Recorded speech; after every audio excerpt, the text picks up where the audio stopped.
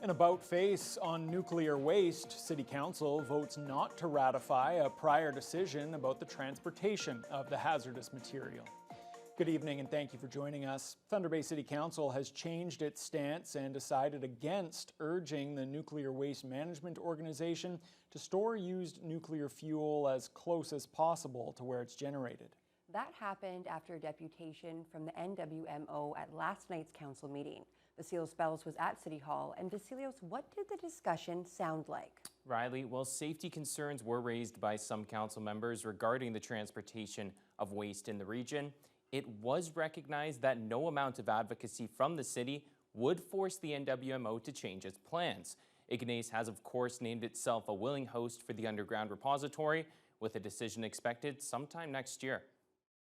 Another demonstration out front of City Hall, opposing nuclear waste storage and transportation in the region.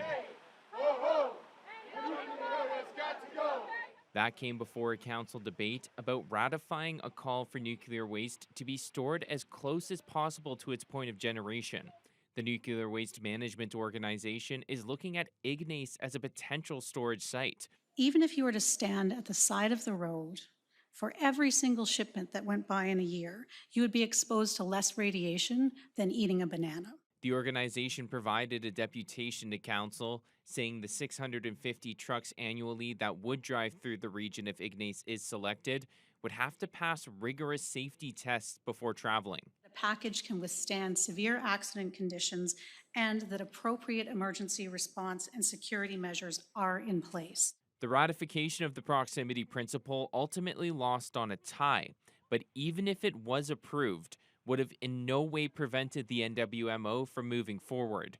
As for the debate, some around the table, including Councillor Mark Bentz, felt other organizations or levels of government would be better suited to advocate. Because we're the most accessible, shouldn't be the reason why we get involved in this when we have no mandate.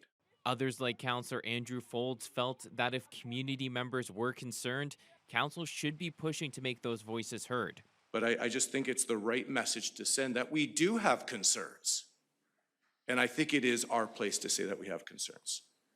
The other potential disposal site being considered is South Bruce in southern Ontario, meaning that waste will be transported through the region from the west, even if Ignace isn't selected. If there is an accident, yes, it's scary. Councillor Rajni Agrawal made that point and felt opposing the transportation would send a negative message to industry. Because the word would get out saying, you know what, Thunder Bay will put up your roadblock, close the doors before you're even in the door.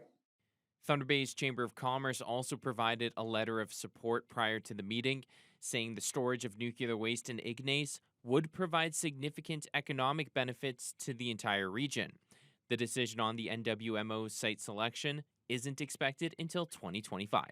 Vasilios Bellos, TBT News.